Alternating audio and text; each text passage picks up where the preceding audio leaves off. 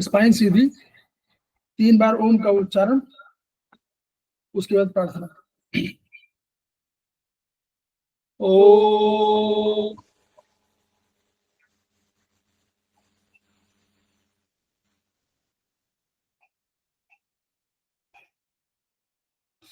ओम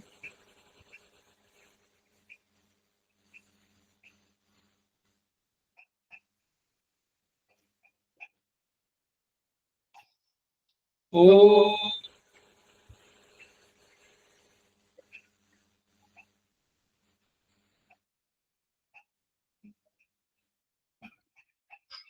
वह शक्ति हमें दो दयानिधि, कर्तव्य मार्ग पर डट जाए, पर सेवा पर उपकार में हम निज जीवन सफल बना जाए। वह शक्ति हमें दो दयानिधि, कर्तव्य मार्ग पर डट जाए।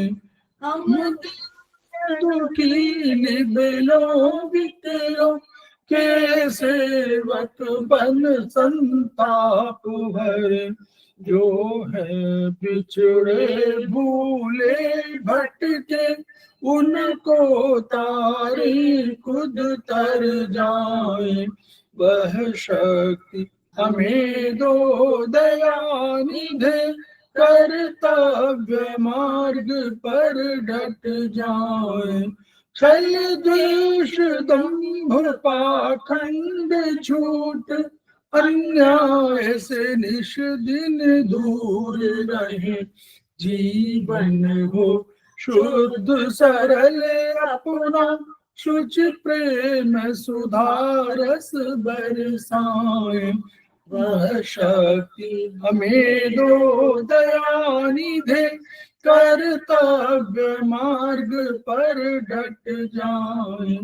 निज आन मान मर्यादा का प्रभु ध्यान रहे, अभिमान रहे, जिस देव भूमि में जन्म लिया, बलिदान उसी पर हो जाए।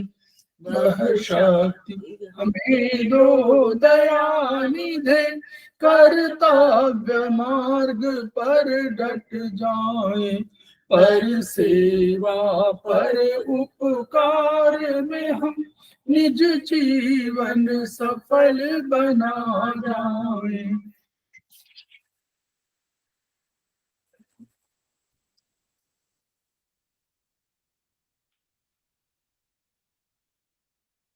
समवाय क्लासेस में आप सभी का स्वागत है। हमारे बीच में श्रीमती वर्षा श्रीवास्तव, उपाध्यक्ष समवाय फाउंडेशन उपस्थित हैं, उनका स्वागत है। हमारे बीच में सुशील कुमार जी उपस्थित हैं, उनका स्वागत है। हमारे बीच में नीतू जैन जी उपस्थित हैं, जो सेमेस्टर 4 की स्टूडेंट हैं और हमारे समवाय फाउंडेशन की प्रमोटर भी हैं, उनका स्वागत है और वो आज की फैकल्टी भी है। हमारे बीच में संजय कुमार जी उपस्थित हैं, उनका स्वागत है। हमारे बीच में डॉक्टर कोमल बालवानी जी उपस्थित हैं, वो हमारे समवाय फाउंडेशन के प्रमोटर हैं, उनका स्वागत है। तो हम लोग समवाय फाउंडेशन के सदस्य हैं और हम लोग एक्यूप्रेशर शोध प्रशिक्षण एवं उपचार संस्थान प्रयागराज से संबद्ध हैं। वहां के मनीषी ब्रह्मलीन एमपी खेमका सर के हम कृतज्ञ हैं और उन्हीं की वजह से ये संस्थान आज इस रूप में आपको दिख रहा है। इसके अतिरिक्त हम अपने गुरु, जिन्होंने हमको इसमें पूरे एक्यूप्रेशर में लॉन्च किया, शुरुआत किया, प्रोफेसर सुषमा ओझा मैडम, उनको भी हम श्रद्धा से याद कर रहे हैं। संस्थान का एक मोटो है, each one reach one, each one treat one, each one teach one. उसी को आपके माध्यम से जन जन जागरण अभियान के तहत पूरे विश्व में फैलाने का हमारा सपना है और हम विश्वास करते हैं कि आपके माध्यम से ये विधा जो अपेक्षाकृत कम खर्चीली है, उसका लाभ समस्त पीड़ित मानवता को मिलेगा। इन्हीं शब्दों के साथ हम लोग आज शुरुआत कर रहे हैं। हम लोग नीतू जैन जी का पुनः स्वागत करते हैं। और वो आज जो हमारा सेमेस्टर 4 का कोर्स है, ये परीक्षण भाग 1, इसके चैप्टर 8 से लेकर के आगे जो है वो सेमेस्टर 4 के हैं। तो उसमें चैप्टर 9 जो ज्वर के संबंध में है, उस पर वो विचार करेंगे। तो हम लोग उसको शेयर करते हैं। पुनः उनका स्वागत, और मैं शेयर कर दे रहा हूँ अपनी बात कहने के लिए।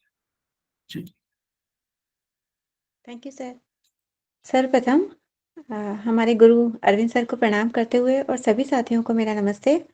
और आज हम थोड़ी सी चर्चा हमारे फीवर पर करेंगे कि ज्वर कैसे आता है और इसके क्या लक्षण होते हैं, उस पर हम थोड़ा सा जानने का प्रयास करेंगे। तो अगर मुझसे कोई त्रुटि हो तो आप माफ़ कीजिए, सर सामने बैठे हैं, वो मुझे सही कर देंगे। तो सबसे प्रथम तो मैं ये बताना चाहूँगी कि ज्वर हम हमेशा सोचते हैं कि फ़ीवर आ गया है, ज्वर आ गया है, तो हम उसे एक बीमारी के रूप में सोचते हैं कि एक बीमारी है। तो फ़ीवर कभी भी एक बीमारी नहीं होती है, क्योंकि फ़ीवर यदि हमारे शरीर में कहीं भी पेन होता है या फ़ीवर आता है, तो उससे हम यह जान सकते, अगर वह नहीं आएगा, तो हमें नहीं पता चलेगा कि हमारी शरीर के अंदर कोई प्रॉब्लम चल रही है।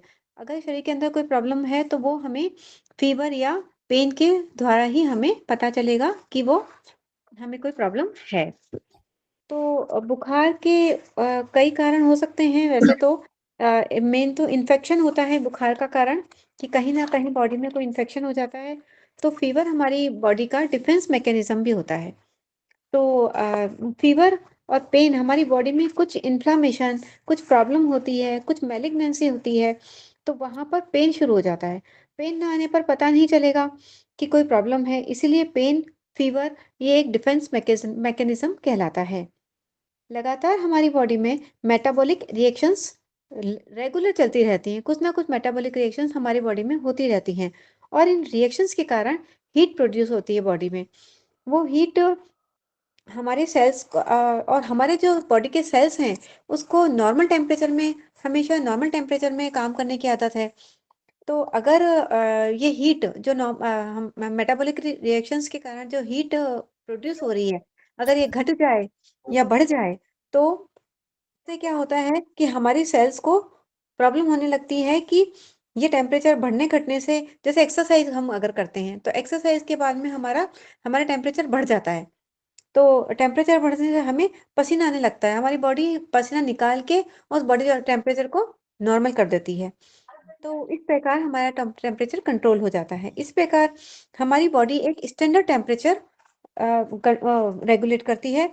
वो स्टैंडर्ड टेम्परेचर हमारा 37.1 डिग्री सेंटीग्रेड या 98.8 डिग्री फ़ारेनहाइट होता है, जो दिन भर में 0.5 से 0.7 डिग्री सेंटीमीटर, कभी थोड़ा-सा कम या ज़्यादा हम उसे स्टैंडर्ड मानते हैं।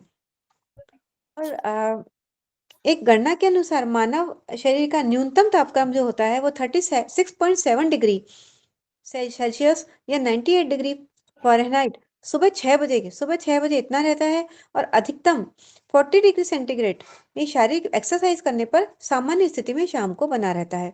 और ये जब हम पसीना निकल जाता है, उससे कंट्रोल हो जाता है। और ये शरीर का जो स्टैंडर्ड तापक्रम है, वो सूक्ष्म रूप से रेगुलेट रखा जाता है। वो हमारे हाइपोथैलेमस के कंट्रोल में होता है। हाइपोथैलेमस जो हमारे ब्रेन में होता है, वो हमारे टेम्परेचर को कंट्रोल करता है। हमारी बॉडी में हमारी स्किन में हर जगह थर्मल रिसेप्टर्स लगे होते हैं। जो थर्मल रिसेप्टर्स जो होते हैं, वो टेम्परेचर अगर बढ़ता है, तो हमारी बॉडी थर्मल रिसेप्टर्स उसको लेकर और हमारे हाइपोथैलेमस को सूचना देते हैं कि कि टेम्परेचर बढ़ रहा है, और हाइपोथैलेमस बॉडी के सिस्टम को एक्टिवेट कर देता है, जो टेम्परेचर को कंट्रोल करता है। हाइपोथैलेमस में हमारे ये इंटीरियर न्यूक्लियस जो होते हैं, वो शरीर के बढ़े हुए तापक्रम को सामान्य लाते हैं, और जो पोस्टीरियर न्यूक्लियस होते हैं, वो शरीर के घटे तापक्रम को सामान्य लाते हैं। तो हम ये जानते हैं कि हाइपोथैलेमस से 10 तरह के हार्मोन्स रिलीज़ होते हैं। तो हाइपोथैलेमस में 10 न्यूक्लियस भी होते हैं। इसका एंटीरियर न्यूक्लियस जो होता है वो बढ़े हुए टेम्परेचर को कंट्रोल करता है, और जो पोस्टीरियर न्यूक्लियस होता है वो घटे हुए टेम्परेचर को कंट्रोल करता है। और इसमें 10 हार्मोन्स रिलीज होते हैं। अब जो स्किन पर जो हमारे रिसेप्टर्स होते हैं वो 20% हाइपोथैलेमस को 20% मदद करते हैं भेजने में, हाइपोथैलेमस को बताने में। और त्वचा के नीचे जो डीप टिश्यूज होते हैं वो भी 20% होते हैं। स्पाइनल कॉर्ड वो 20% उनका वो हिस्सेदार होते हैं हाइपोथैलेमस को बताने में। और हाइपोथैलेमस का छोड़कर शेष मस्तिष्क के जो सारे अंग होते हैं वो उसमें 20% के हिस्सेदार होते हैं। और हाइपोथैलेमस स्वयं जो होता है वो रक्त के माध्यम से ये पूरे बॉडी में जो रक्त का सर्कुलेशन होता है उसके माध्यम से बॉडी टेम्परेचर को रेगुलेट करता है। तो इस तरह ताप जो होता है, टेम्परेचर जो होता है, जल के माध्यम से पूरी बॉडी में डिस्ट्रीब्यूट कर दिया जाता है। रक्त ताप का सबसे अच्छा ट्रांसपोर्ट सिस्टम होता है, क्योंकि टेम्परेचर जो होता है वो ब्लड की सहायता से ही पूरी बॉडी में मूव करता है। तो सबसे अच्छा ट्रांसपोर्ट सिस्टम है, किंतु बाहरी वातावरण के तापक्रम की सूचना हाइपोथैलेमस को स्पेशल नर्व स्पाइनोथैलेमिक ट्रैक्ट द्वारा पहले मिलती है। जब हमें हाई टेम्परेचर होता है तो हम सर पर कभी भी हमें जब भी हाई टेम्परेचर होता है तो उसका प्रभाव सबसे ज्यादा हमें ब्रेन पर पड़ता है। तो हमने देखा होगा जब भी बहुत तेज टेम्परेचर होता है हम बच्चों के सर पर या बड़ों के भी हम सर पर पट्टी रखते हैं या उन्हें नहला देते हैं, जिससे कि उनके ब्रेन में कोई प्रॉब्लम ना हो जाए। अगर ब्रेन में अगर कोई प्रॉब्लम होती है तो मे बी कि वो परमानेंट प्रॉब्लम भी हो सकती है, इसलिए ब्रेन को बचाने के लिए हम उसको उसके टेम्परेचर को नॉर्मल रखने के लिए हम गीली पट्टी रखते हैं या सर पर पानी डाल देते हैं। और हम ये जानते हैं कि एंडोक्राइन और नर्वस सिस्टम हमारी बॉडी का कंट्रोलर होता है। तो नियमित तापक्रम की अब नीड ऑफ रेगुलेटेड टेम्परेचर, नियमित तापक्रम की आवश्यकता किस तरह पड़ती है? शरीर में हमारी जो शरीर की सेल्स हैं उनमें रेगुलर केमिकल रिएक्शंस जो होती हैं वो एंजाइम्स के ऊपर डिपेंड करती हैं, एंजाइम्स से निर्भर करती हैं। इन एंजाइम्स का अधिकतम एक्शन एक निश्चित तापक्रम पर ही संभव है। 37 डिग्री सेंटीग्रेड पर ही वो रिएक्शन सही सही होती हैं। तो शरीर का जो स्टैंडर्ड टेम्परेचर घट जाता है या बढ़ जाता है तो वो जो ऑर्गेनिक एलिमेंट्स होते हैं, कार्बोहाइड्रेट्स होते हैं, प्रोटीन, वसा, एंजाइम्स, विटामिन्स, उनका जो रेगुलेशन है उनका बिगड़ने लगता है, उनका स्वभाव बिगड़ने लगता है। और जो लिक्विड होता है उसमें उसके अपने उनकी प्रवाह गति बदल जाती है। अब शरीर की जो सहन शक्ति होती है, हाइपोथर्मिया मतलब कि मिनिमम टेम्परेचर जो शरीर सहन कर सकता है उसे हाइपोथर्मिया कहते हैं, और जो मैक्सिमम टेम्परेचर जो शरीर सहन कर सकता है उसे हम हाइपरथर्मिया कहते हैं। तो हाइपोथर्मिया एक 24 डिग्री सेंटीग्रेड से 28 डिग्री सेंटीग्रेड है। इससे कम टेम्परेचर पर हमारा बॉडी से ज्यादा कम टेम्परेचर होता है तो शिवरिंग और इस तरह की कई प्रॉब्लम्स जो हम आगे देखेंगे वो होने लगती है। और हाइपरथर्मिया हाइपरथर्मिया थर्मिया 41 डिग्री सेंटीग्रेड से 43 डिग्री सेंटीग्रेड, यानी कि 106 डिग्री फ़ारेनहाइट से 110 डिग्री फ़ारेनहाइट ये हमारा शरीर ताप सहन कर सकता है। अब 21 डिग्री सेंटीग्रेड तथा 43 डिग्री सेंटीग्रेड पर शारीरिक अक्षमताएं उत्पन्न होना साधारण बात है। अगर इससे जो हमारा हाइपोथर्मिया और हाइपरथर्मिया इससे कम हो या ज्यादा हो तो कोई ना कोई हमें प्रॉब्लम दिखना साधारण होता है। अब इसमें ये बता रखा है कि 35.5 डिग्री सेंटीग्रेड पर शरीर ठिठुरन द्वारा गर्मी उत्पन्न करता है। जब इतना टेम्परेचर हो जाता है तो हमें अंदर हमारी बॉडी में टेम्परेचर कम हो जाता है तो शरीर शिवरिंग होने लग जाती है। शिवरिंग के कारण द्वारा हमारी बॉडी टेम्परेचर टेम्परेचर बॉडी में टेम्परेचर बढ़ाने की कोशिश करती है। 36 डिग्री सेंटीग्रेड अगर टेम्परेचर होता है तो शरीर में जो ब्लड सर्कुलेशन होता है और केमिकल रिएक्शंस होता है उसके द्वारा गर्मी उत्पन्न की जाती है। और 36.8 डिग्री पर जो हमारी धमनियां और कोशिकाएं होती हैं उसमें ल्यूमन होते हैं उसका आकार बहुत छोटा हो जाता है और रक्त प्रवाह की गति कम हो जाती है। इसे वैसो कॉन्स्ट्रिक्शन कहते हैं। ये इससे क्या होता है कि कम से कम हीट बॉडी के बाहर जाती है, बॉडी बाहर की हीट बाहर नहीं जाएगी, अंदर ही रहेगी बॉडी की हीट, तो वो बॉडी का टेम्परेचर बना रहेगा। तो 37.8 डिग्री सेंटीग्रेड पर धमनियां और कोशिकाओं में ल्यूमन, उसमें ल्यूमन छोटा हो जाता है और इसमें ल्यूमन बड़ा होने लगता है और रक्त प्रवाह की गति बढ़ा देता है। और पसीना निकलने, जब टेम्परेचर बढ़ जाता है तो पसीना निकलना शुरू हो जाता है और पसीना निकलने से हमारा बॉडी का टेम्परेचर रेगुलेट हो जाता है, नॉर्मल हो जाता है और रासायनिक रिएक्शन थोड़े से धीमे होने लग जाते हैं। शरीर का तापक्रम सामान्य स्तर 37 डिग्री सेंटीग्रेड पर लाने के लिए हाइपोथैलेमस अपनी सारी की सारी एजेंसी युद्ध स्तर पर लगा देता है। हाइपोथैलेमस को फ्रिज के थर्मोस्टेट की संज्ञा दी गई है। यदि शरीर के तापक्रम को बचाव बचाव एजेंसी सामान्य न ला सकी तो हाइपोथैलेमस उसी स्तर को मानक बना लेता है।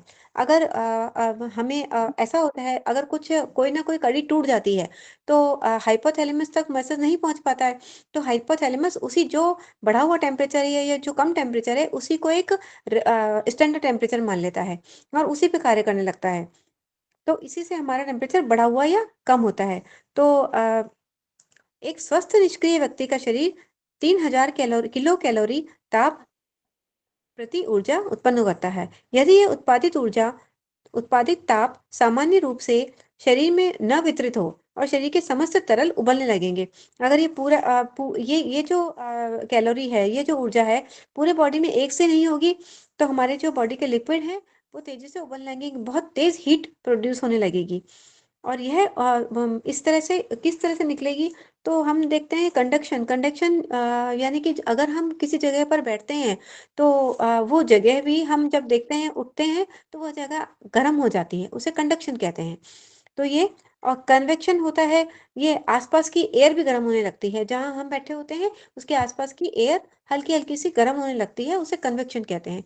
रेडिएशन के द्वारा भी आसपास का वातावरण गर्म होता है और वेपोराइजेशन के द्वारा भी ये शरीर का जो हमारा लिक्विड है उनका जब वाष्पीकरण होता है तो जैसे फेफड़े 2% और स्किन से 22% होता है, तो इस तरह से भी रेडिएशन ये ताप निकलता है, बॉडी से निकलता है। 1 ग्राम जल उड़ाने के लिए 0.6 किलो कैलोरी ताप खर्च होता है और मल और मूत्र के माध्यम से भी 1% हीट बाहर निकलती है। अब शरीर में मानक तापक्रम बने रहने का सिद्धांत। शरीर में ताप जनरेशन ऑफ हीट और ताप निष्पादन हीट लॉस। अब इसका क्या होता है कि अगर शरीर का तापक्रम बढ़ा है तो ताप का उत्पादन कम होने लगेगा, बॉडी हीट कम प्रोड्यूस करेगी और बॉडी हीट निकालने की कोशिश करेगी, क्योंकि बॉडी को नॉर्मल टेम्परेचर पे लाना है तो बॉडी ट्राई करेगी कि हीट उत्पन्न ही ना हो और बॉडी से बाहर हीट निकल जाए, उसे हम और इसी प्रकार से यदि शरीर का तापक्रम गिरता है तो बॉडी टेम्परेचर प्रोड्यूस करेगी, जिससे कि ताप का निष्पादन घटेगा। कि शरीर में ताप सेंस करने वाले रिसेप्टर मौजूद हैं जो सदा हाइपोथैलेमस के संसर्ग में रहते हैं। अब हम जानते हैं कि बुखार का कारण कई बार इन्फेक्शन होता है। जब पैथोजेंस जैसे कि बैक्टीरिया होते हैं, वायरस होते हैं, फंगस होते हैं कोई, वो हमारे शरीर में प्रवेश कर जाते हैं तो डब्ल्यूबीसी का ध्यान इन पर जाता है। तो ये डब्ल्यूबीसी के द्वारा रेगुलेशन होता है। वो पैथोजन इस पर अटैक करने की बजाय इसका एक नमूना ले लेते हैं। ये हमें सर ने बताया था कि वो इसका एक नमूना ले लेते हैं और जो लिम्फेटिक सिस्टम होता है उसकी लाइब्रेरी में उसे पहचानने की कोशिश करते हैं। यदि सैंपल पहचानने में आ जाता है तो पहले से तैयार एंटीबॉडीज बीमारी को हटाने की प्रक्रिया में लग जाते हैं। लेकिन अगर पैथोजन नया है तो वो शरीर उससे लड़ने के तरीकों के बारे में सोचता है और फिर अपने आप हराने की कोशिश करता है। तो ये कैसे होता है? तो हम देखते हैं कि हर एक पैथोजन को के अलग अलग हिस्से होते हैं, कई सारे हिस्से होते हैं हर एक पैथोजन के। कुछ हिस्से यूनिक होते हैं और यही यूनिक हिस्से बीमारी का कारण होते हैं। अब इस पैथोजन को एक खास हिस्से से कुछ सीख कर हमारा शरीर कुछ एंटीबॉडीज बनाता है। पैथोजन के उस हिस्से को एंटीजन कहा जाता है। एंटीजन के जवाब में एंटीबॉडीज बनती है। जब एंटीजन होते हैं तो उसको हराने के लिए एंटीबॉडीज बनती है। इम्यून सिस्टम का एक महत्वपूर्ण हिस्सा है। इम्यून सिस्टम हमारे शरीर का एक महत्वपूर्ण हिस्सा होता है। हमारे सिस्टम में प्रत्येक एंटीबॉडी को एक एंटीजन को पहचानने के लिए एक प्रशिक्षित किया जाता है उसको एंटीजन को पहचानने के लिए। जब मानव शरीर पहली बार किसी एंटीजन के संपर्क में आता है तो प्रतिरक्षा प्रणाली को एंटीजन के लिए तैयार किया जाता है।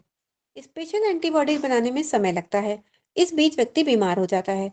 एक बार जब शरीर एंटीजन के लिए एंटीबॉडीज को तैयार कर लेता है तो ये मेमोरी सेल्स में रहती है। वैक्सीन भी इसी तरह से कार्य करती है।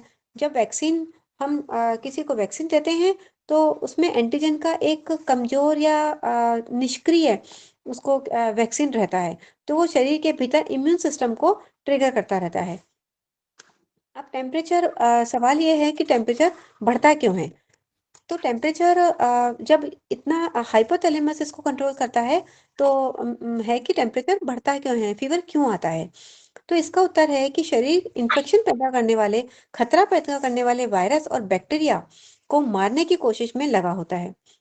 क्योंकि इनमें से अधिकांश बैक्टीरिया और वायरस बुखार वाले शरीर में यानी ज़्यादा टेम्परेचर वाले शरीर में जीवित नहीं रह सकते हैं। जिस तरह से हमारी बॉडी के सेल्स को अधिक टेम्परेचर में रहने की आदत नहीं है, उसी तरह से वायरस और बैक्टीरिया भी उस हाई टेम्परेचर में खत्म होने लगते हैं। उन्हें भी फलने-फूलने के लिए नॉर्मल टेम्परेचर की ज़रूरत पड़ती है। बुखार आपके इम्यून सिस्टम की प्रणाली को सक्रिय कर देता है। तो बुखार बीमारी नहीं है, बल्कि बीमारी का एक इफ़ेक्ट है। अब ये है कि तापक्रम नियमन प्रणाली की कमजोर कड़ी का टूटना। अगर हमारे जो थर्मल रिसेप्टर से लेके हाइपोथैलेमस तक जो सिस्टम है, अगर उसके बीच की कोई भी कड़ी टूट जाती है, कोई भी कड़ी डिस्ट्रॉय हो जाती है, तो वो टेम्परेचर बढ़ने लगता है। तो और उसका कंट्रोलर हाइपोथैलेमस है, जिसे रक्त के माध्यम से निष्क्रिय करना आसान होता है।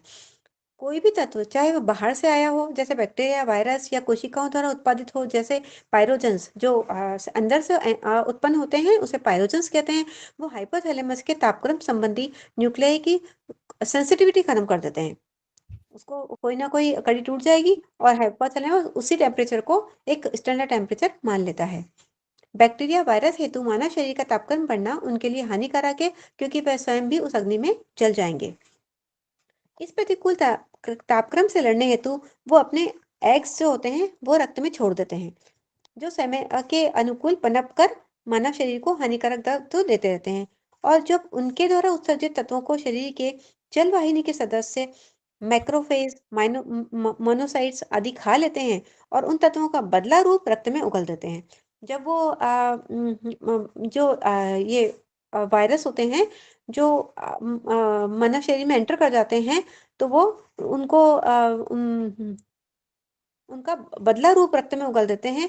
यही पॉलीपेप्टाइड हाइपोथैलेमस पर पाइरोजेंस के रूप में कार्य करता है।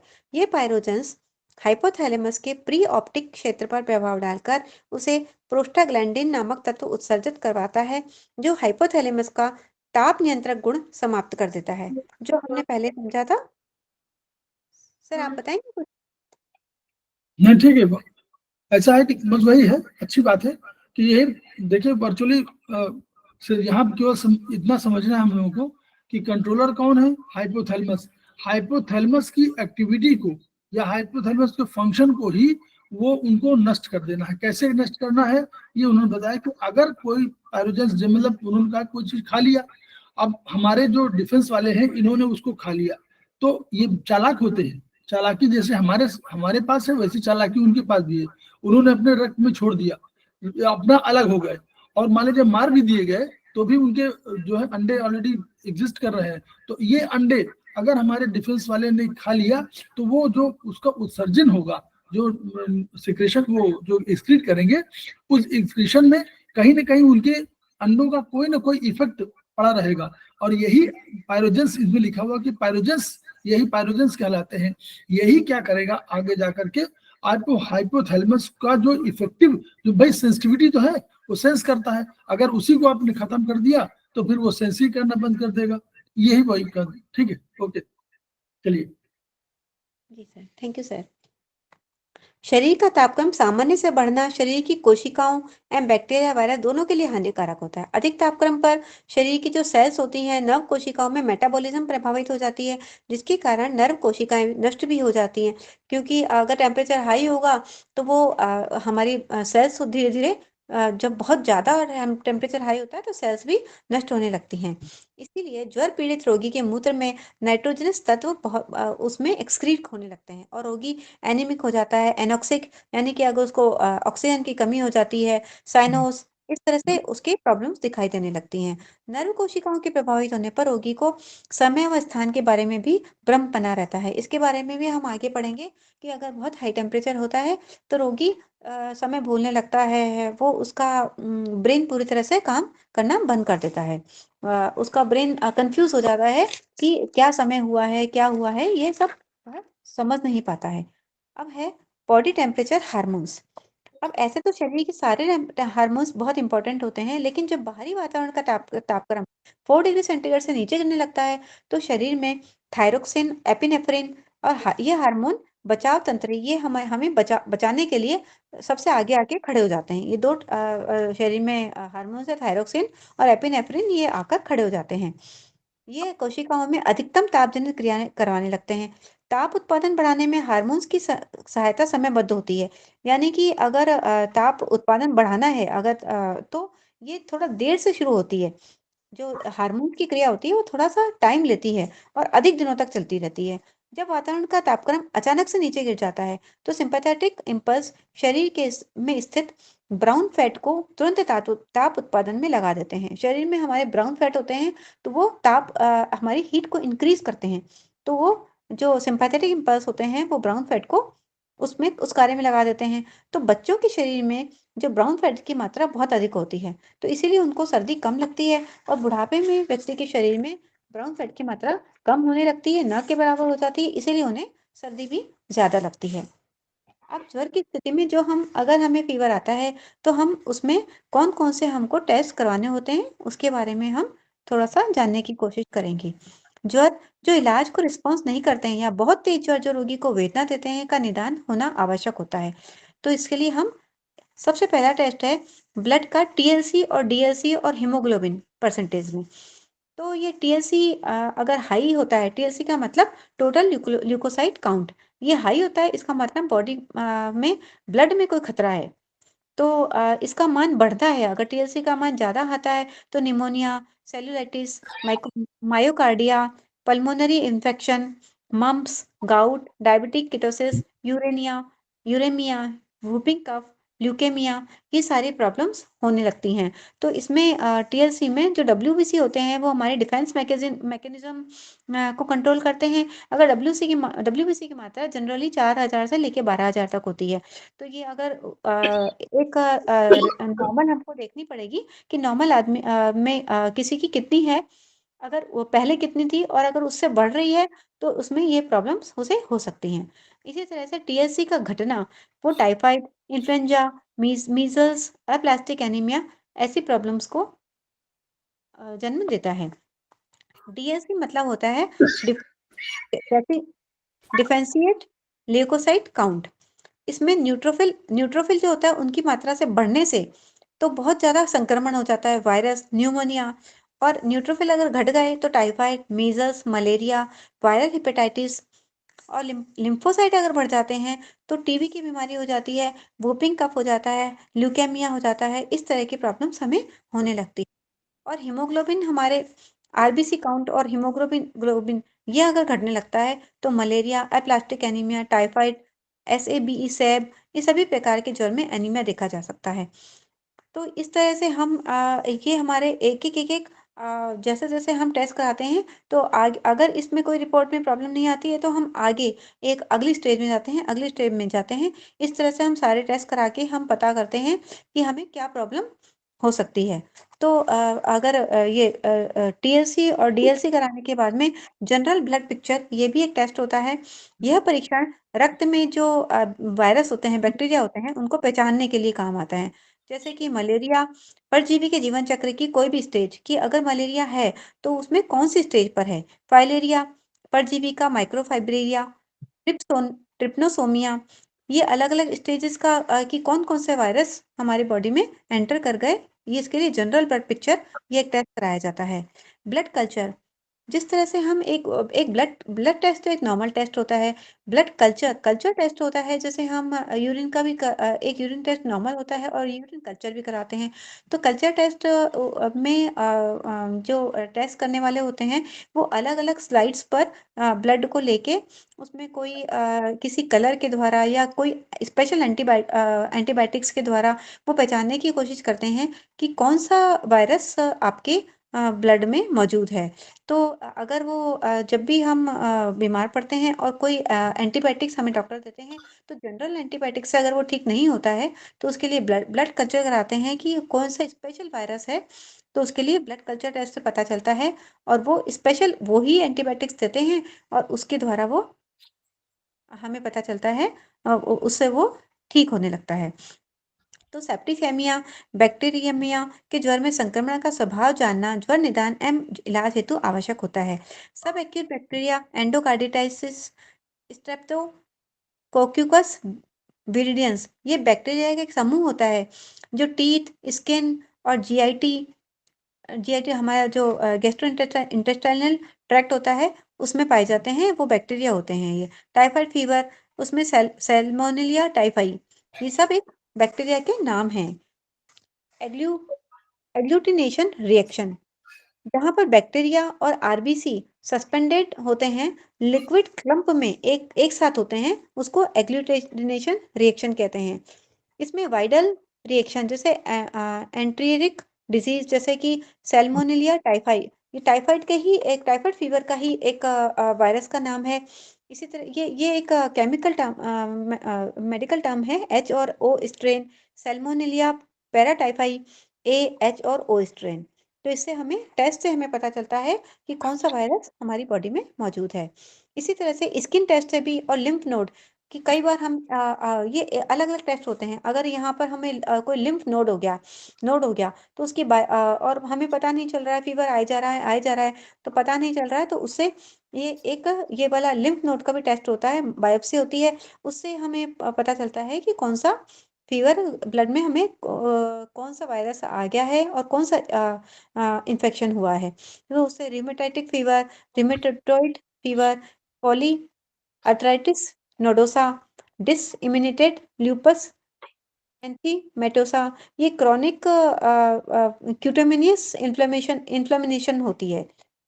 तो इस तरह से और इसके आगे हम कराते हैं सिस्टमैटिक स्पेशल इन्वेस्टिगेशन ये स्पेशल इन्वेस्टिगेशन होता है जो कि एक्सरे या फिर यूरिन का या हमारे थूक का सलाइवा का स्टूल टेस्ट होता है या सीएसएफ का टेस्ट भी होता है। ये सारे हमारे ब्रेन से रिलेटेड टेस्ट होते हैं। तो उसमें हमारे जैसे एक्सरे में हमारा जो लंग्स होता है उसका टीबी, लिम्फ नोड का इन्फेक्शन, रूमेटाइड फीवर, कोली कोलिसिस्टिलाइटिस ये इन्फ्लेमेशन होती है, गॉल ब्लैडर की इन्फ्लेमेशन होती है, वो इससे पता चल जाता है। और यूरिन के टेस्ट के लिए किडनी का ग्लोमेरुलोनेफ्राइटिस, पाइलोनेफ्राइटिस, नेफ्रोटिक सिंड्रोम और सलाइवा के लिए सलाइवा के टेस्ट से हमें पता चलता है टीबी का, मम्प्स का, वूपिंग कफ का, स्टूल टेस्ट से पैरासाइटिक संक्रमण का, वॉर्म्स का, सीएसएफ से हम ब्रेन का इन्फ्लेमेशन होता है एंसेफेलाइटिस ये ब्रेन का इन्फ्लेमेशन होता है मेनिंजाइटिस, सेरेब्रल एब्सेस ये सारे हमें एक्सरे वगैरह से ये इन टेस्ट से हमें पता चलता है। अब है डायग्नोसिस ऑफ और फीवर तो हम कैसे डायग्नोस करेंगे कि फीवर किस तरह का है? तो उसके लिए कई बार हमें शिवरिंग होती है बहुत ज़्यादा, तो रोगी के शरीर में अचानक से एकदम से बहुत तेज़ शिवरिंग होने लगती है और तेज़ ज्वर होता है। तो ये बैक्टीरियल इन्फेक्शन होता है। तो एक्यूट फीवर होता है ये न्यूमोनिया या किडनी के रोके पाइलेटिस रीनल कोई प्रॉब्लम होती है तो उस तरह से शिवरिंग के कारण ये फीवर आता है। ये वाला फीवर एक नियमित अंतराल पर आता है, जो नियमित अंतराल पर झुरझुरी आती है कि इतनी-इतनी देर पर झुरझुरी आ रही है, तो ये मलेरिया रोग को प्रदर्शित करता है। और अगर अनियमित अंतराल पर झुरझुरी बार-बार शिवरिंग हो रही है, तो ये पाइलेटिस, पाइलेमी पाइ पायेमिया या फिर कोलेंजाइटिस ये कोलेंजाइटिस एक बाइल डक्ट सिस्टम की स्वेलिंग होती है। तो इस तरह अगर अनियमित अंतराल पर शिवरिंग हो रही है तो ये ऐसे रोगों को इंडिकेट करता है। अब है श्वसन गति बढ़ना हमारी अगर रेस्पिरेटरी सिस्टम में कोई प्रॉब्लम होती है तो हमारी रेट उसकी रेस्पिरेटरी रेट बढ़ जाती है। तो समस्त रोगों के ज्वर में अगर टेम्परेचर बढ़ता है तो सांस लेने की गति तेज हो जाती है। विशेषकर अगर जब हमारा फीवर अगर हमारे फेफड़ों में या छाती के रोगों के साथ में आता है तो गति बढ़ने के साथ साथ रोगी को बहुत तेज पेन भी होने लगता है और फीवर भी आ जाता है और हमारी बोन्स में पेन होने लगता है। और जो हृदय गति बढ़ती है हमारी उसको टैकीकार्डिया कहते हैं। तो रोगी की नाड़ी गति अगर 8 से 15 प्रति मिनट सामान्य से अधिक प्रति 1 डिग्री फ़ारेनहाइट अगर बढ़ती है, तो रोगी बढ़ने की गति रोगों की पहचान कराती है। जैसे अप्रत्याशित बढ़ना, एकदम से तेज़ी से बढ़ जाना, रूमेटाइक फ़ीवर का इंडिकेशन होता है, टीबी का, प्लेग का, ट्राइपैसोनाइ न माइसिस जिसमें कि रोगी हमेशा सोता ही रहता है। टाइफाइड फीवर के रोगी में पल्स रेट सेकंड हफ्ते में जब ज्वर 104 डिग्री फ़ारेनहाइट होता है तो बढ़ जाती है। अन्यथा वो सामान्य से कम मिलती है, लेकिन वो सेकंड हफ्ते में अगर वो फीवर बहुत तेज़ होता है तो उसकी जो रेट है वो बढ़ जाती है, पल्स रेट बढ़ जाती है। सामान्य से कम अगर जितनी सामान्य होनी चाहिए उससे अगर हमारी पल्स रेट कम होती है तो ये मेनिंजाइटिस या सेरेब्रल एब्सेस की द्योतक होती है, उसको इंडिकेट करती है। तो ये इंट्राक्रैनियल प्रेशर बढ़ने के कारण होती है। अब रोगी के चेहरे की त्वचा लाल हो जाती है, ड्राई हो जाती है, हॉट हो जाती है, लॉस ऑफ एपेटाइट भूख कम हो जाती है, लेकिन जल अधिक लेने लग जाता है और टंग पर सबसे पहले इफेक्ट आता है। टंग या तो खुरदरी हो जाएगी, बहुत ज़्यादा सूखी-सूखी हो जाएगी और लंबे समय तक होगी तो सूखी पपड़ीदार हो जाएगी और उसकी जीभ पर कोई ना कोई हमें कोटिंग भी मिलेगी। तो हम टंग टेस्ट से हम पता कर सकते हैं कि वो फीवर किस तरह का है क्योंकि टंग में सबसे पहले हमें यह पता चल जाता है। और स्टूल टेस्ट से भी हम ये पता कर सकते हैं कॉन्स्टिपेशन या तो टाइफाइड में या तो कॉन्स्टिपेशन हो जाता है या फिर हैजा मतलब डायरिया हो जाता है। तो ये दोनों तरह की क्योंकि रोगी के शरीर में हीट बहुत ज़्यादा हो गई है और हीट बहुत ज़्यादा हो जाती है तो उसका पानी पीना कम हो जाता है तो कॉन्स्टिपेशन खाना भी उसका रेगुलर नहीं होता है, नॉर्मल नहीं हो पाता है, तो कॉन्स्टिपेशन हो जाता है। जनरली तो कॉन्स्टिपेशन होता है, लेकिन कभी-कभी वो इंटेस्टाइनल इन्फ्लेमेशन के साथ होता है, तो वो डायरिया भी हो जाता है। अब है यूरिन एक्सक्रीशन। यूरिन एक्सक्रीशन में भी यही होता है कि अगर फीवर बहुत हाई है, तो हाई फीवर में पानी कम पिया जाता है, क्योंकि उसे पानी कम पीने की मन होता है। तो जो यूरिन का वॉल्यूम और फ्रीक्वेंसी दोनों कम हो जाती है, तो उसे ओलिगोरिया या एनुरिया यदि जल ना पी रहा है तो ये टर्म्स हैं कि यूरिन की कमी होना। जनरली व्यक्ति को 2 लीटर यूरिन होना चाहिए, लेकिन अगर उससे कम होता है इसमें इस तरह में हाफ लीटर ही यूरिन होने लगता है तो उसे ओलिगोरिया और एनुरिया कहते हैं।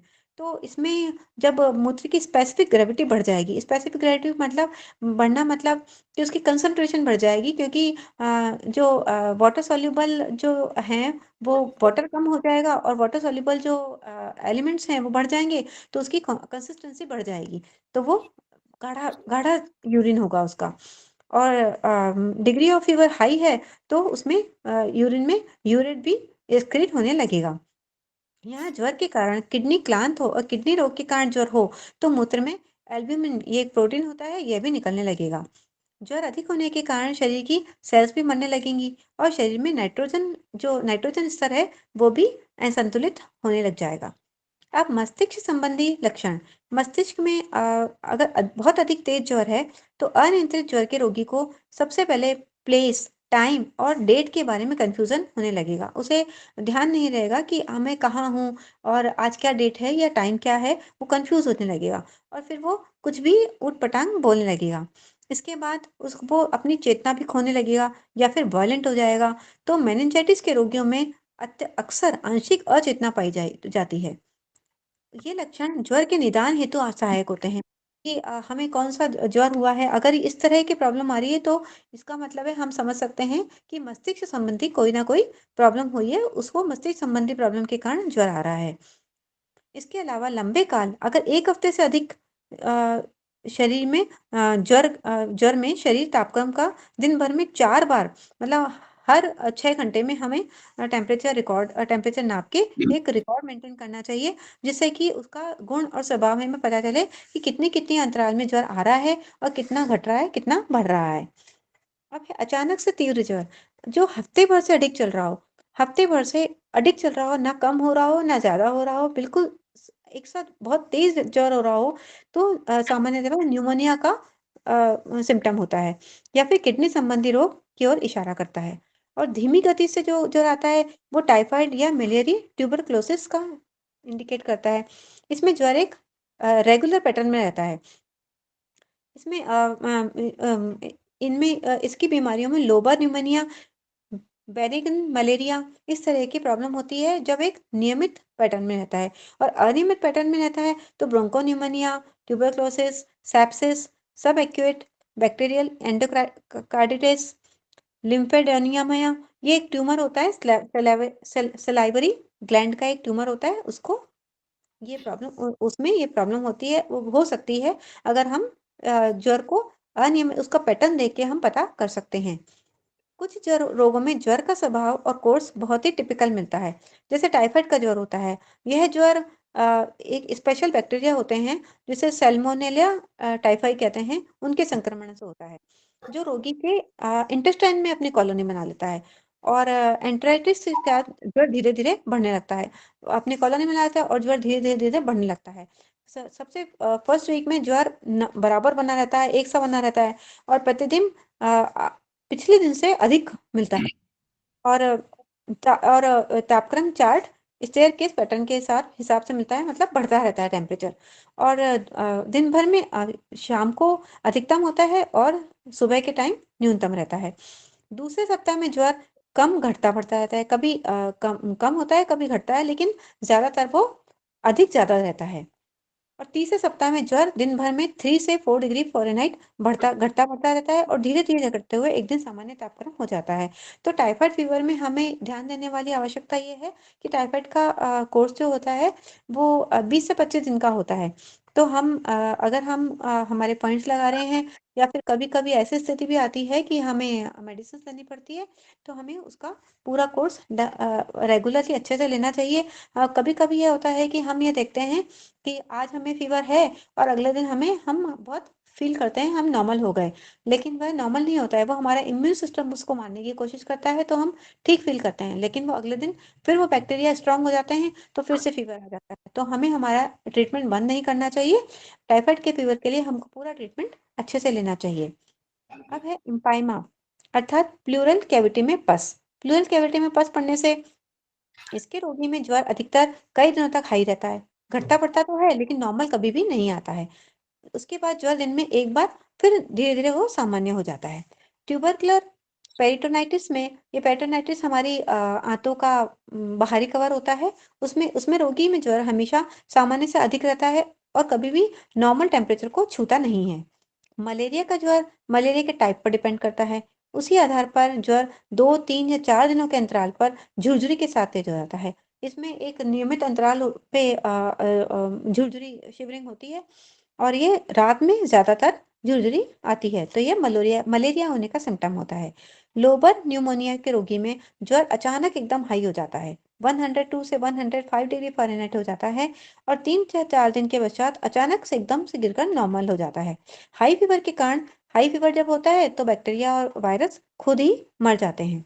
ब्रोंकोनियोमिनिया में रोगी को अचानक तेज ज्वर हो जाता है, जो दिनों दिन तेज ही बना रहता है। इलाज मिलने पर शरीर का तापक्रम धीरे धीरे नॉर्मल आ जाता है।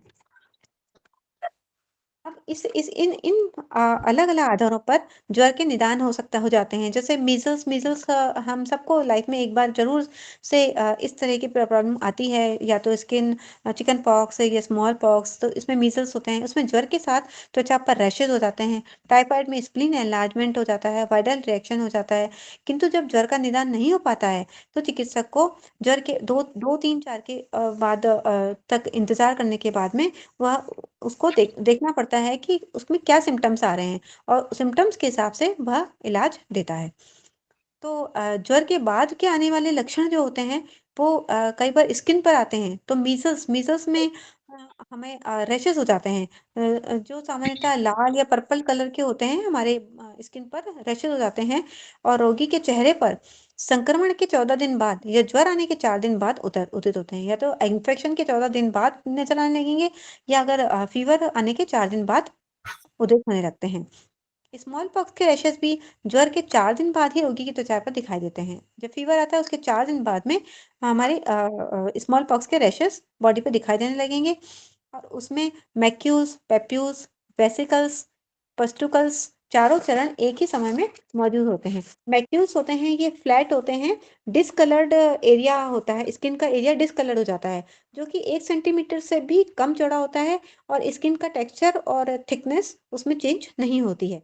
पेप्यूल्स होते हैं, वो स्मॉल छोटे-छोटे से होते हैं, उठे हुए बम्प होते हैं स्किन पर, उसे पेप्यूल कहते हैं।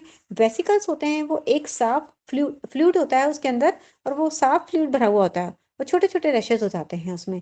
और जो पस्ट्यूल्स होते हैं, वो रेड टेंडर से बम्प्स हो जाते हैं बॉडी पे उठे हुए, जो कि टिप्स पर ऊपर व्हाइट पस से भरे हुए होते हैं। तो ये इनसे हम पता कर सकते हैं कि स्मॉल पॉक्स की प्रॉब्लम चालू हो गई है।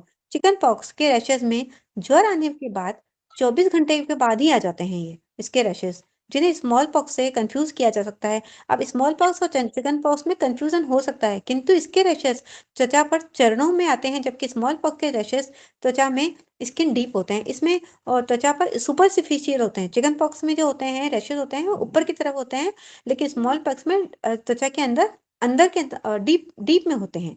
तो इसमें दोनों में ये डिफरेंस हम देखकर पता कर सकते हैं। रोज रेड पैची मैक्यूल्स जो ज्वर आने के 1 हफ्ते के बाद अपर एब्डोमेन, पेट के ऊपरी भाग में और पीठ पर दिखाई देते हैं। अगर इन्हें दबाते हैं तो ये गायब हो जाते हैं। ये टाइफाइड, इनसे हम टाइफाइड का पता कर सकते हैं कि ये टाइफाइड रोग की प्रॉब्लम हो सकती है। पेटेकियल रैशेस, ये शरीर के किसी भाग में ज्वर की तीव्रता के साथ आए तो septicaemia, bacterial endocarditis and cerebral disease की ओर इशारा करते हैं। ये इन्फेक्शन होते हैं एक तरह के, तो ये सेरेब्रल जो डिसीज होते हैं उसकी तरफ भी ये इशारा करते हैं। कई बार हमारी बॉडी पर बटरफ्लाई की तरह से एक बटरफ्लाई की शेप में भी रैशेज हो जाते हैं। ये भी एक सिस्टमेटिक डिसऑर्डर होता है इन बटरफ्लाई की तरह के रैशेज होने का। स्पाइडर ने भी, ये स्पाइडर की शेप में, जैसे मकड़ी होती है उसकी शेप में भी, जैसे लिवर सिरोसिस में ये इस तरह के रैशेज बनने लग जाते हैं। Dilated vessels on cheeks appear in mitral valve disease, और dilated vessels on the nose appear in alcoholitis, यानी कि ये उभर कर आने लगते हैं, कई बार हमारे गाल पर, कई बार नाक पर, ये इस तरह से हमारे उभर कर रैशेस उत्पन्न होने लगते हैं। अ relative whiteness around the mouth, कभी कभी हाई फीवर होता है तो हम जनरली देखते हैं कि चेहरे के चारों तरफ हमारे व्हाइट व्हाइट स्पॉट्स आने लगते हैं, तो ये स्कारलेट फीवर में रोग निदान में यह सहायक माना जा सकता है। हर्पीस लेबिलाइसिस, अर्थात होठों के चारों तरफ मकड़ी के जाल के समान वेदना युक्त दाने, उसमें होठों के चारों तरफ पूरे एक मकड़ी के जाले के समान हो जाता है, और बहुत पेनफुल हो जाता है वो दाने। न्यूमेनिया, मलेरिया और सेरिब्रोस्पाइनल ज्वर में अधिकतर ये इस तरह की सिम्टम्स आते हैं। और ओरल कैविटी म्यूकस मेम्ब्रेन पर छोटे बटन के आकार के सफेद दाग ज्वर आने के दूसरे दिन मीजल रोग का लक्षण होते हैं।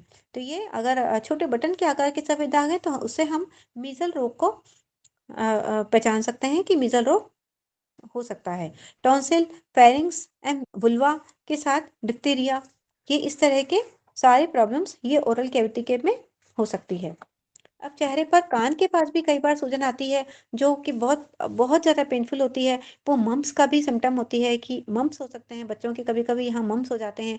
ऐसी ही सूजन दाँत के ऊपर भी, अ, ऊपर के दाँतों में भी इन्फेक्शन हो सकता है, तो उसका इशारा भी हो सकता है। कई बार हमारा नाक बहने लगती है और सिर दर्द होने लगता है, पूरे चेहरे पर भी दर्द होने लगता है, तो ये साइनस का की तरफ इशारा करता है कि साइनस की प्रॉब्लम हो सकती है।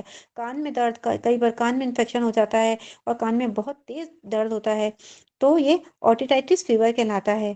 छाती के पिंजरे में स्थित अंगों पर संक्रमण, अगर छाती के पिंजरे में कोई संक्रमण हो गया है तो जो ज्वर होता है वो फेफड़े, श्वसन नली, ब्रोंकाई, हृदय के आवरण, हार्ट, प्लूरा, लिम्फ नोड, वहां पर ज्वर होने के कारण ये प्रॉब्लम आ सकती है। पेट में स्थित अंगों पर संक्रमण होने पर जो ज्वर आता है वो आमाशय, appendix, intestines, kidney, liver, pancreas, prostate, gall bladder, urinary bladder, ovary, गर्भाशय, इनमें अगर कोई संक्रमण होता है तो भी ज्वर आ सकता है। अब ब्लड में अगर कोई प्रॉब्लम होती है, ब्लड में इन्फेक्शन होता है तो भी ज्वर आता है। उसके कारण ये सारे जो लिखे हैं ये इन्फेक्शन से रिलेटेड हैं। Infectious mononucleosis, lympho adenoma, pernicious anaemia, acute leukaemia, septicaemia, malignancies, ये सारे के सारे ब्लड के कारण, प्रॉब्लम के कारण हमें हो सकता है। अगर नर्वस सिस्टम के कारण कोई प्रॉब्लम है तो उसके कारण जो ज्वर आता है वो पोलियोमाइलिटिस, मेनिंजाइटिस, सेरेब्रल एब्सेस, उसके कारण ये वाले प्रॉब्लम शुरू हो जाती है। अगर अस्थियों में और अस्थि पेशियों में संक्रमण हुआ है तो भी हमें ज्वर आता है, जिसे मायोसाइटिस, रिमेटाइटिस अर्थराइटिस इस तरह का नाम दिया जाता है। तो इस तरह से हम रोगों को पहचान सकते हैं, कि ज्वर को पहचान सकते हैं टेस्ट करा के कि किस तरह की प्रॉब्लम है, और उसके बाद हम सिम्टम देख के और उसको उचित ट्रीटमेंट दे सकते हैं। Thank you sir. प्रणाम सर। बहुत बढ़िया, बहुत बढ़िया। देखिए, गुड। हम लोगों को देखिए इतना बढ़िया कुछ जो बहुत से बीमारियों के नाम लिखे हुए थे, उन पर जो है नेतू जी ने इतना मेहनत करके उनको भी पढ़ा, कुछ अलग से उसमें ऐड भी किया जो चैप्टर में नहीं था। और हम लोगों को केवल सामान्य रूप से डरने की आवश्यकता नहीं होती है, लेकिन ज्वर जानना जरूरी है कि है क्या। हाँ सुशील जी, कोई बोल रहे हैं कुछ? नहीं सर। ठीक, तो उसमें यही है कि हम लोग इस बात को ये जाने कि इन सब चैप्टर, इनको पढ़ने की आवश्यकता हम लोग क्यों इसकी समझ रहे हैं, इसकी आवश्यकता क्यों है। आवश्यकता इसीलिए है कि इसके माध्यम से हमको ट्रीटमेंट तो करना है अपना ही, लेकिन एक हमको सिम्टम मालूम हो गया कि ऐसा होता है, तो हम लोग समझ सकते हैं कि हमारा ये है। फिर हम लोग उसको ट्रांसलेट करेंगे अपनी लैंग्वेज में, चाहे वो चाइनीज में, चाहे आयुर्वेदिक एक्यूप्रेशर में, फिर हम लोग उसका इलाज कर सकते हैं। तो इस किताब को पढ़ने का आशय, यही पढ़ाने का आशय यही था कि हम लोग ये जान जाएं कि सिम्टम क्या होते हैं। उन सिम्टम के आधार पर हम लोग बैठे हुए, मान जो नहीं मालूम है तो हम लोग इसको देख करके, किताब को देख कर पता लगा सकते हैं कि ये सिम्टम आ रहा है तो ये बीमारी हो सकती है, और फिर हम लोग उसका निदान कुछ अपनी कर सकते हैं, जहां भी आवश्यकता हो वहां कर सकते हैं। तो हम लोग इस वीडियो को प्रसारित करें। चैप्टर, ये सेमेस्टर 4 शुरू हो चुका है। इन चैप्टर्स के माध्यम से हम लोग एग्जाम बहुत पास में है, दिसंबर में है, तो वीडियो को प्रसारित करें और हम लोग आपस में इंटरेक्ट भी करें, चाहे अभी चाहे बाद में, ताकि हम लोगों को और अधिक सिम्टम के बारे में जानकारी मिल सके। तो हम लोग सिम्टम चाइनीज में भी दिए हुए हैं, सिम्टम हम लोग के आयुर्वेदिक में भी दिए हुए हैं, और एक सिम्टम हम लोग को यहाँ भी दिए हुए हैं। तो इन सिम्टम्स के आधार पर हम लोग अपने ट्रीटमेंट को बेहतर बना सकते हैं, और इस माध्यम से हम न केवल पीड़ित मानवता की सेवा कर सकते हैं, बल्कि जो संस्थान का मोटो है, each one reach one, each one teach one, each one treat one, इसको सार्थकता प्रदान कर सकते हैं। इन्हीं शब्दों के साथ हम लोग अभी वीडियो को बंद कर रहे हैं, और फिर हम लोग 2 मिनट के गैप बाद मिलते हैं।